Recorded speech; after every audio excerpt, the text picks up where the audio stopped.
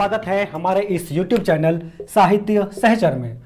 दोस्तों, जैसा कि आप जानते हैं कि साहित्य सहचर आप सभी के बीच गजल, कविता एवं व्याख्यान के माध्यम से जुड़ता रहा है। अब हमारी team UGC NTA NET JRF दिसंबर 2020 की तैयारी कराने जा रही है। आपको बता दें कि दिसंबर 2020 की जो परीक्षा एनटीए कराने जा रही है अब वह मई 2021 में आयोजित होंगी। इस तैयारी में हमारे साथ होंगे हमारे फैकल्टी मेंबर आदित्य राज और सचिन कुमार गुप्ता। आपको बता दें कि हमारे दोनों फैकल्टी मेंबर जिन्होंने काशी हिंदू विश्वविद्यालय से स्नातक और परास्नातक किया है। हमारे जो पहले मेंबर फैकल्टी हैं, जो हमारे पहले फैकल्टी मेंबर आदित्य राज, जिन्होंने जून 2020 के नेट एग्जाम में 99.9 परसेंटाइल के साथ जेआरएफ उत्तीर्ण किया है। साथ ही हमारे जो दूसरे फैकल्टी मेंबर सचिन कुमार गुप्ता, जिन्होंने उसी एग्जाम में 99.5 परसेंटाइल के साथ जेआरएफ हासिल किया। आइए हम मिलते हैं दोनों फैकल्टी मेंबर से। अब हमारे साथ जुड़ चुके हैं हमारे दोनों ही फैकल्टी मेंबर। अब मैं आपको परिचय करा दूं कि हमारे जो पहले फैकल्टी मेंबर हैं वो आदित्य राज जी। आइए आप इनसे मिलें। और साथ ही साथ जो हमारे दूसरे फैकल्टी मेंबर हैं वो सचिन कुमार गुप्ता। आइए आप इनसे बातचीत करें। जी, बहुत धन्यवाद अजय जी। और पहले हम सचिन जी से कहेंगे कि थोड़ा इस एग्ज़ाम के बारे में थोड़ा शॉर्ट में बताएं। नमस्कार। सबसे पहले बड़ों को प्रणाम करते हैं और अपने हम उम्रों और अपने छोटों को नमस्कार करते हैं। अजय जी का बहुत बहुत धन्यवाद करते हैं कि आप लोगों से जुड़ने के लिए हमें यहाँ बुलाया। बहुत देर नहीं करेंगे, सीधे मुद्दे पर आएंगे। अजय जी ने हमारे बारे में, हम दोनों के बारे में बहुत कुछ कह दिया है। बस इस परीक्षा के बारे में अभी हम एक परिचयात्मक तौर पे आपसे रूबरू कराएंगे इसे। इस नेट जेआरएफ की परीक्षा में जो दो पेपर हैं, जिसमें एक फर्स्ट पेपर है और एक सेकंड पेपर है, ठीक है। तो फर्स्ट पेपर अभी फ़िलहाल पढ़ाएंगे आदित्य राज और सेकंड पेपर मैं पढ़ाऊंगा। तो ऐसा नहीं है कि किसी एक विषय पर ही विशेषज्ञता है या किसी अगर आदित्य राज जी इसे पढ़ा रहे हैं तो इनकी पूरी विशेषज्ञता इसमें है, और अगर मैं द्वितीय प्रश्न पत्र पढ़ा रहा हूं तो मेरी पूरी विशेषज्ञता इसी में है। हम दोनों जो विशेष होगा, हम दोनों के नज़रिए से हम दोनों पेपर में अगर कुछ पोर्शन ऐसे होंगे जहां पर हमें लगेगा कि हमें पढ़ाना चाहिए तो मैं पढ़ाऊँगा, और जहाँ पे आदित्य राज को सेकेंड पेपर में लगेगा तो वो पढ़ाएंगे। तो इस पूरी परीक्षा में आपके साथ हम दोनों जुड़े रहेंगे और हम उम्मीद करते हैं कि आप हमारा सहयोग करेंगे इसमें, और अपनी जो प्रतिक्रिया है वो हमें देते रहेंगे ताकि हमारा उत्साह बढ़ता रहे। इस परीक्षा की तैयारी को लेकर हम लोगों ने सोचा जो हमारे अंकों के माध्यम से, यानी कि अंक जो हमने हासिल किए उससे जो हम लोग का एक आत्मविश्वास उभर कर आया कि हम लोग इस परीक्षा को जिस तरह उत्तीर्ण किए हैं उसी तरह अपने साथियों को भी प्रोत्साहित कर सकते हैं उत्तीर्ण होने के लिए। चलिए अब आदित्य राज आपको फर्स्ट पेपर के बारे में जो शुरुआती जो कुछ बताना होगा वो बताएंगे, किस तरह परीक्षा की तैयारी करनी है।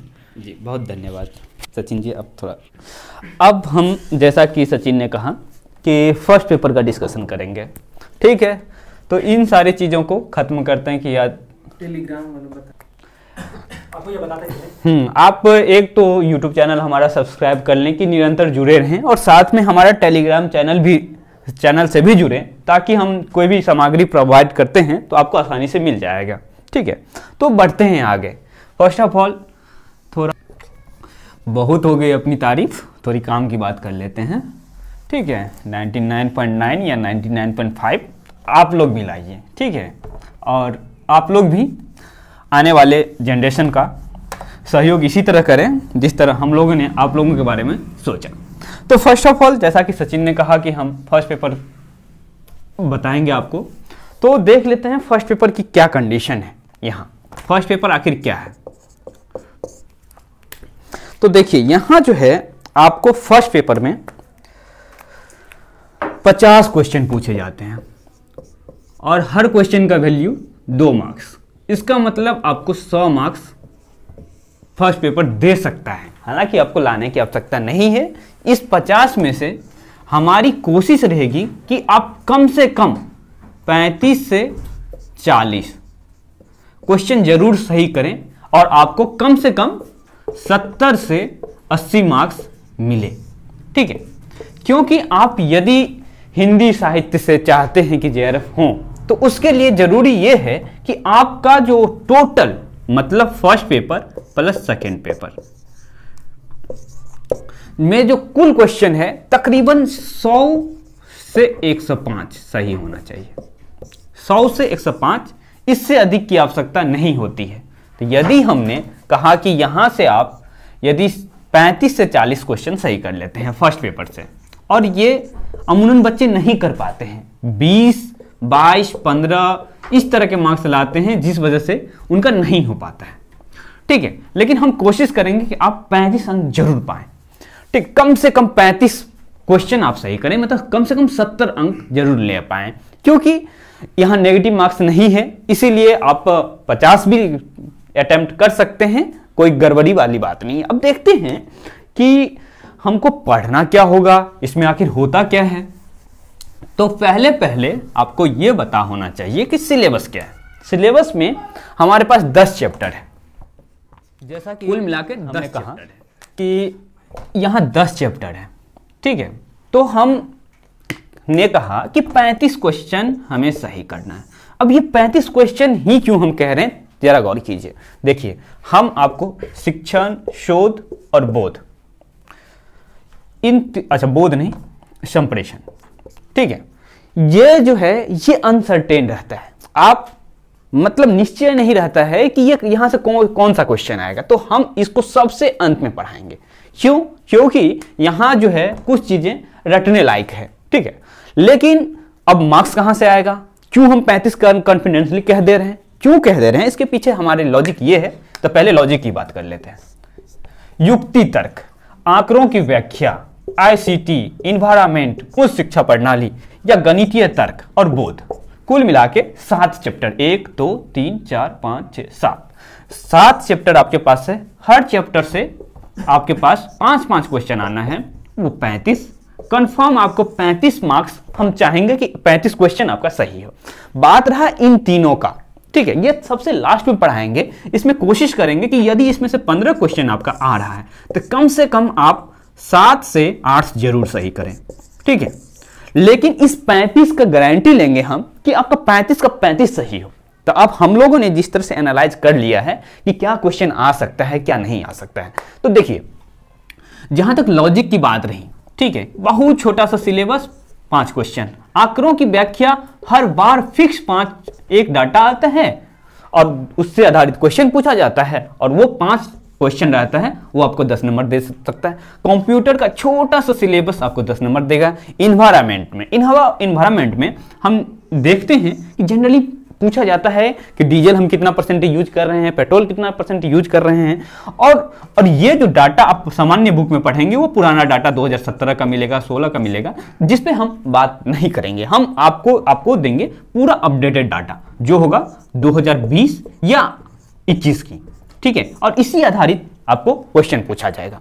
जहां तक उच्च शिक्षा प्रणाली का प्रश्न है, उच्च शिक्षा प्रणाली पे आप देखे होंगे कि अभी अभी न्यू एजुकेशन पॉलिसी आया है। ठीक है, और इस बार जो क्वेश्चन आए हुए थे वो ज्यादातर क्वेश्चन न्यू एजुकेशन पॉलिसी से संबंधित था। तो यहां से आराम से हम क्या क्या प्रश्न आ सकते हैं, नहीं आ सकते हैं, वो देखेंगे। और जहां तक मैथ्स की बात रही, और यहां आप आंकड़ों की व्याख्या, एक्चुअली ये इनमें और इनमें कुछ अंतर नहीं है। ये आपको एक डाटा फॉर्म में दे दिया होता है और ये आपको एक सेंटेंस फॉर्म में दे दिया होता है, और दोनों लगभग सेम है। और हम पहले इसी दोनों को पढ़ेंगे, 5वां और 7वां यूनिट पहले खत्म करेंगे हम। ठीक है, और अब बच गई बोध, जो कि हमें पढ़ना होता नहीं है, आपको गद्यांश दिया हुआ है, उसी आधार पे आपको प्रश्न करने हैं। हालांकि हम इसकी भी प्रैक्टिस करवाएंगे। ठीक है मित्रों, यह आज का जो कक्षा है सिंपल साधारण परिचयात्मक है। और सेकेंड पेपर के लिए हमारे दूसरे फैकल्टी से आप जुड़िए और वहां क्या क्या पूछा जाता है, क्या सिलेबस है, किस तरह से तैयारी कर सकते हैं, वो बताएंगे सचिन जी। चलिए आइए जुड़ते हैं सेकेंड पेपर से और उसके लंबे चौड़े पाठ्यक्रम से आपको रूबरू कराते हैं। आप लोगों ने देख ही लिया होगा कि सेकेंड पेपर का सिलेबस जो है वो 10 इकाइयों में बटा हुआ है और हम एक एक इकाई को समझेंगे कि एक एक इकाई में मतलब 10वीं इकाई में ये समझेंगे कि किस तरह से 10वीं इकाई को पढ़ना है और उसमें हर इकाई का परीक्षा में कितना सहयोग है, मतलब कितनी उसकी भूमिका है परीक्षा में। तो चलिए पहली इकाई है आपकी हिंदी भाषा का इतिहास और विकास। और दूसरा इकाई है हिंदी साहित्य का इतिहास। यह जो दूसरी इकाई है यह बहुत महत्वपूर्ण इकाई है जिसका परीक्षा में बहुत ज़्यादा रोल है। इसके बारे में हम बताएंगे कि यहाँ से कितने प्रश्न परीक्षा में पूछे जाते हैं और आपको यह भी बताते चलें कि अगर आप अच्छे से पढ़ें केवल सेकेंड पेपर को तो भी आपका जेआरएफ हो सकता है। अगर आप फर्स्ट पेपर में बहुत अच्छे से नहीं कर पा रहे हैं फिर भी, तो कैसे उसके साथ आप हमारे साथ जुड़े रहें, इसके लिए हम आपको एक एक चीज़ बताएंगे किस तरह से पढ़ना है, क्योंकि हम लोगों ने पढ़ते हुए जिस तरीके से पढ़ा है और जो कुछ नया हम लोग को लगा है वो चीज़ आप लोगों के साथ साझा करना चाहेंगे ताकि आप लोग भी उसका फ़ायदा उठा सकें।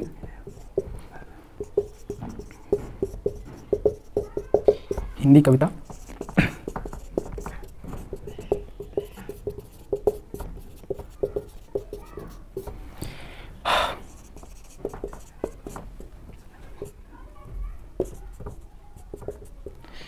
हिंदी कहानी।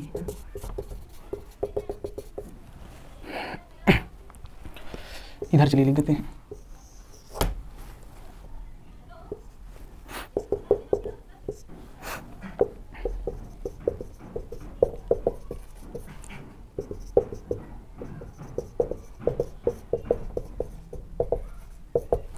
और ये 10वां इकाई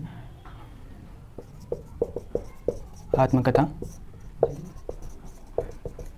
जीवनी और अन्य विधाएं। सबसे पहले आपको ये कहेंगे कि हिंदी कविता, हिंदी उपन्यास, हिंदी कहानी, हिंदी नाटक, हिंदी निबंध, आत्मकथा, जीवनी और अन्य गद्य विधाएं जितने भी पाठ्यक्रम में लगे हैं, आप लोग बहुत जल्दी से जल्दी कोशिश करिए कि अगर आप लोग पहले से पढ़ते आ रहे हैं तो उसे 10 से 15 दिन में खत्म कर दीजिए। और ऐसा नहीं है कि कविताएं, उपन्यास, कहानियां, नाटक, निबंध पढ़ते हुए आप कुछ भी मत पढ़िए, उसके साथ भी आप हिंदी साहित्य का इतिहास, हिंदी भाषा का इतिहास और काव्यशास्त्र पढ़ सकते हैं। लेकिन सबसे पहले जो आपका जो टेक्स्ट है, जो भी लगा हुआ है, जो जितनी कविताएं लगी हैं, जितने उपन्यास लगे हैं और जितने नाटक लगे हैं और जितनी कहानियां बहुत छोटी छोटी हैं और जिसे आप अगर आप चाहें तो 2 दिन में आराम से खत्म हो जाएंगे, एकदम आराम से सो पी खा कर भी अगर आप पढ़ेंगे तो खत्म हो जाएंगी। तो जो हिंदी भाषा का इतिहास जो पहला इकाई है, बहुत छोटी इकाई है, अगर हम लोग पढ़ाएंगे तो 1 क्लास से ज़्यादा उसको नहीं पढ़ाना पड़ेगा। जो सबसे बड़ा पोर्शन है हिंदी साहित्य का इतिहास। हिंदी साहित्य का इतिहास पूरे नेट जेआरएफ हिंदी की परीक्षा में सबसे ज़्यादा अगर किसी का वजूद होता है तो इसी का होता है। हम बताएंगे कि किस इकाई से कितना प्रश्न आने की संभावना रहती है। तो इस इकाई में, हिंदी साहित्य के इतिहास की इकाई में, आपको हिंदी साहित्य का इतिहास जहाँ से शुरू हुआ है आदिकाल से लेकर भक्ति काल, रीति काल, आधुनिक काल तक का इतिहास पढ़ना है। फिर उसके बाद आपको विधाओं का इतिहास पढ़ना है ना। जैसे कि हिंदी कविता का जो विकास हुआ है और हिंदी उपन्यास, हिंदी कहानी, हिंदी नाटक, हिंदी निबंध का जो विकास हुआ है एक क्रम से। पहले हमारे यहाँ हिंदी में कविताएं, मतलब शुरू में जब हमारा हिंदी साहित्य शुरू हुआ तो वो कविताओं से शुरू हुआ, तो कविताओं का विकास देखेंगे सबसे पहले। फिर उसके बाद उपन्यास आती हैं, कहानियाँ आती हैं, निबंध लिखे गए हैं भारतेंदु युग में।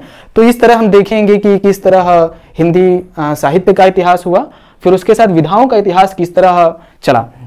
तो हमने कई सालों के पेपर से एक जो एनालिसिस निकाला है उससे हम आपको बताएंगे कि किस इकाई से कितने प्रश्न आने की संभावना रहती है। और यह जो हमने मूल्यांकन किया है, जो 10 सालों के पेपर का एक तरह से एनालिसिस किया है, और आप देखेंगे कि किससे कितना प्रश्न आते हैं। तो अभी हम बता रहे थे कि हिंदी साहित्य का जो इतिहास इकाई है उसका योगदान जो है इस परीक्षा में 40 से 45 है। हाँ, आपको तो ये पता होगा कि यह जो सेकेंड पेपर है वो पूरा 100 क्वेश्चन का है ना।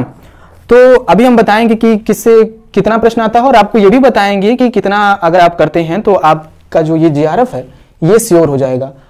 आपसे ये जरूर कहेंगे कि आप नेट की तरफ ध्यान बिल्कुल मत दीजिएगा। जो भी है इस पूरी परीक्षा में जो है सब कुछ JRF है और JRF के अलावा कुछ नहीं सोचना आपको। हिंदी साहित्य का इतिहास जो है उससे लगभग 40 से 45 क्वेश्चन या कभी कभी 50 भी इसको कर लीजिए आने की संभावना रहती ही रहती है। इसी पर आधारित इसी से संबंधित प्रश्न आते हैं। और हिंदी भाषा से अगर बात करेंगे तो 4 से मुश्किल से 6 प्रश्न आते हैं, बहुत ज़्यादा नहीं आते हैं। और फिर उसके बाद सबसे बड़ा जो पोर्शन है वो काव्यशास्त्र का है, 10 से 12 क्वेश्चन यहाँ से आते हैं। फिर उसके बाद वैचारिक पृष्ठभूमि से अभी इधर बीच 19-20 में जो एग्जाम हुए हैं 2 सालों के भीतर, हमने देखा कि उसमें 5 क्वेश्चन वैचारिक पृष्ठभूमि से आधारित रहते हैं। जो असर्शन रीजन करके आते हैं उसी में ये प्रश्न समाहित होते हैं। लेकिन हमने पिछले कुछ 2-3-4 सालों के पीछे का अगर प्रश्न पत्र उठाया तो उसमें देखा कि वो संख्या 20 तक बढ़ गई है। तो 5 से 20 तक आप मानिए इसको। और बचा हुआ हिंदी कविता, हिंदी उपन्यास, हिंदी कहानी, हिंदी नाटक, हिंदी निबंध, ये जो 1, 2, 3, 4, 5 इकाइयां हैं, इनसे हर इकाइयों से संभवतः या लगभग हर बार प्रायः ही 5-5 क्वेश्चन पूछे ही जाते हैं। तो 5 5 25 हो गया। तो हम मान लेते हैं कि इधर और ये पूरा मिला के यहाँ पे लिख देते हैं, 25 प्रश्न आते ही आते हैं। और हाँ, आपको ये भी बता दें कि अगर हम 10वीं इकाई है लेकिन अगर 11वीं इकाई कहेंगे तो गद्यांश से 10 प्रश्न आते ही आते हैं, यह श्योर है, हर बार आता ही आता है। बस हाँ, तो ये रहा पूरा हमारा जो पाठ्यक्रम है और उससे आने वाले प्रश्नों का मूल्यांकन किससे कितना आता है यह आपने देख लिया, मैंने लिख भी दिया है। और यह हमने थोड़ी सी मेहनत की है इस पर, जिससे कि आप लोग को थोड़ी आसानी हो। और एक चीज़ जो सबसे महत्वपूर्ण है इस पूरे तैयारी के लिए, आप लोगों के पास किताबें कि वो चीज़ें हम कहाँ से पढ़ें। तो जैसे कि हिंदी साहित्य के इतिहास के लिए किताबें पूछी जाती हैं, जो बहुत महत्वपूर्ण किताबें कौन कौन सी हैं जिसे हम पढ़ सकते हैं। तो मैं कहूँगा कि हिंदी साहित्य के इतिहास के लिए जो सबसे अहम किताब है, जो आपकी सफलता को एक तरह से परफेक्ट बनाती है या कह लें कि गारंटी प्रदान करती है कि आपकी सफलता होगी ही होगी, वह तय होती है हिंदी साहित्य के एक सुप्रसिद्ध आलोचक आचार्य रामचंद्र शुक्ल की किताब हिंदी साहित्य का इतिहास। यह किताब सभी के पास होनी चाहिए और इस किताब को लगभग सभी को, जो भी इस परीक्षा से जुड़ा हुआ है, सभी को किताब 2 बार कम से कम पढ़नी चाहिए।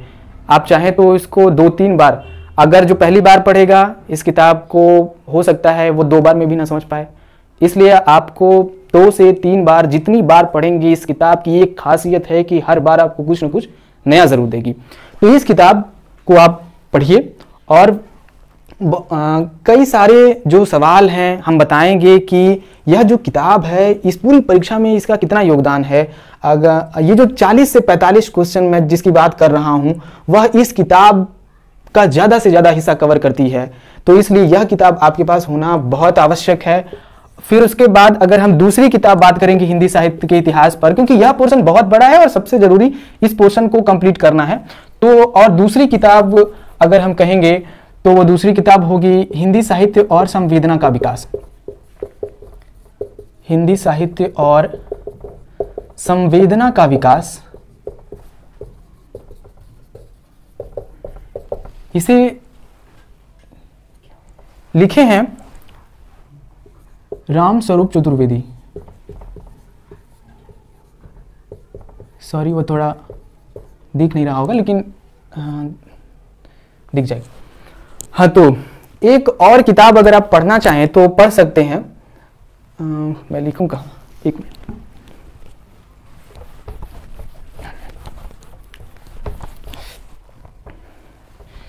तीसरी किताब है आधुनिक हिंदी साहित्य का इतिहास।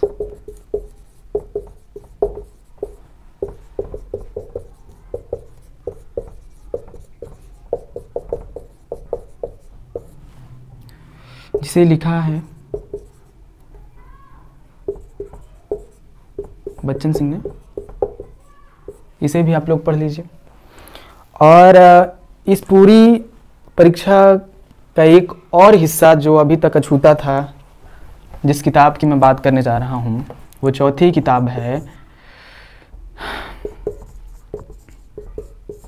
हिंदी भाषा एवं साहित्य का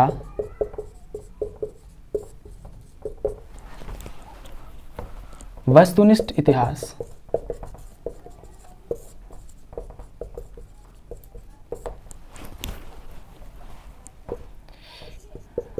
गोविंद पांडे,